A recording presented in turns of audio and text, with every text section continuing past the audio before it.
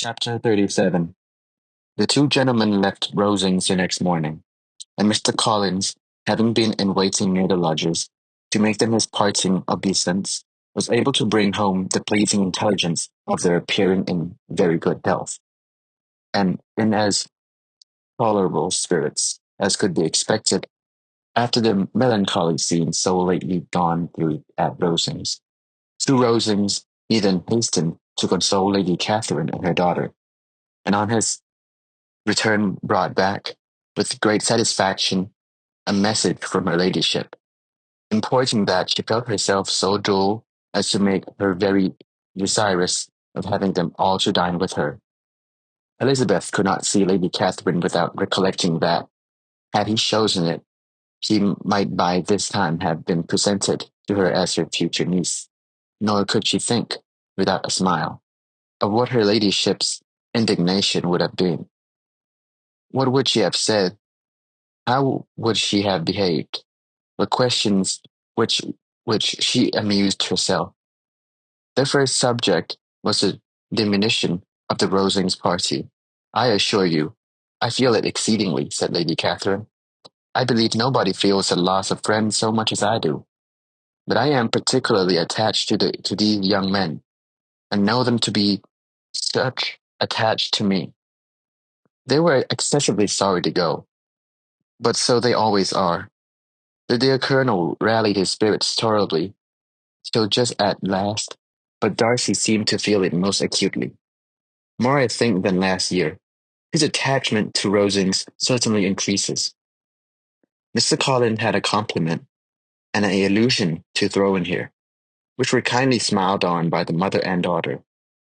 Lady Catherine observed, after dinner, that Miss Bennet seemed out of spirits, and immediately accounting for it herself, by supposing that she did not like to go home again so soon, she added, "But if that is the case, you must write to your mother to beg that you may stay a little longer. Mrs. Collins will be very glad of your company, I am sure."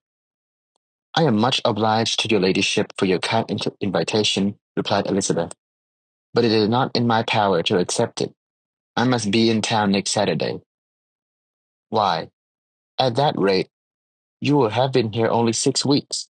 I expected you to stay 2 months. I told Mr. Collins so before you came.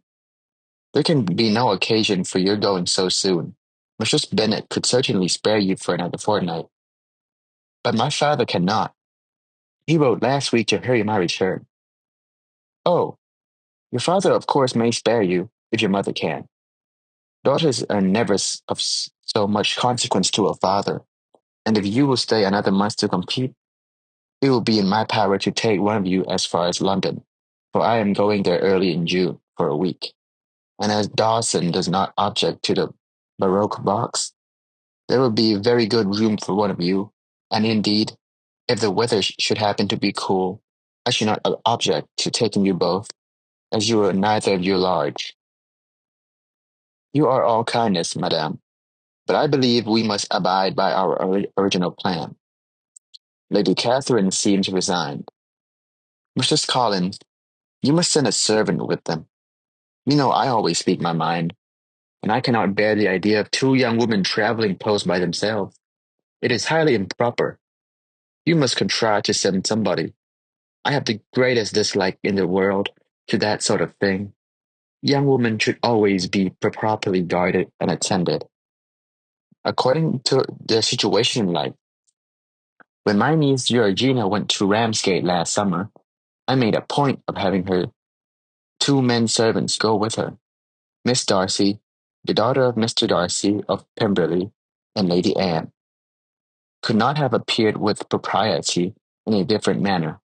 I am excessively attentive to all those things. You must send John with the young ladies, Mr. Collins. I am glad it occurred to me to mention it, for it would really be discreditable to you to let him go alone. My uncle is to send a service for us." "Oh, your uncle? He keeps a manservant, does he? I am very glad you have somebody who thinks of those things. Where shall you change horses?" "Oh, Bromley, of course. If you mention my name at Bell, you will be attended to." Lady Catherine had many other questions to ask respecting their journey, and as she did not answer them all herself, attention was necessary, which Elizabeth believed to be her lucky for her, or with a mind so occupied she might have forgotten where she was.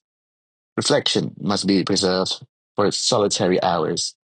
Whenever she was alone, she gave way to it as the greatest relief, and not a day went by without a solitary walk, in which she might indulge in all the delight of unpleasant recollections. Mr. Darcy's letter she was in a fair way of soon knowing by heart. She studied every sentence, and her feelings towards its writer were at times widely different. When she remembered the style of his address, she was still full of indignation. When she considered how unjustly she had condemned and upbraided him, her anger was turned against herself, and his disappointed feelings became the object of compassion.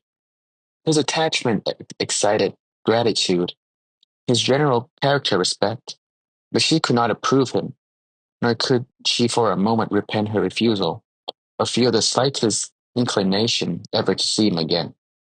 In her own past behavior, there was a constant source of vexation and regret, and in the unhappy defects of her family a subject of yet heavier chagrin. They were hopeless of remedy. Her father, contented with laughing at them, would never exert himself to restrain the wild giddiness of his youngest daughters, and her mother, with manners so far from right herself, was entirely insensible of their evil. Elizabeth had frequently united with Jane in an endeavour to check the imprudence of Catherine and Lydia. But while they were supported by their mother's indulgence, what chance could they be of your improvement? Catherine, weak-spirited, irritable, and completely under Lydia's guidance, had been always afforded by their advice, and Lydia, self-willed and careless, would scarcely give them a hearing. They were ignorant, idle, and vain. While there was an officer in Meryton, they would flirt with him, and while Meryton was within walk of Longbourn, they would be going there forever. Anxiety on Jane's behalf was another prevailing concern, and Mr. Darcy's explanation, by restoring Bingley to all her former good opinion, heightened the sense of what Jane had lost.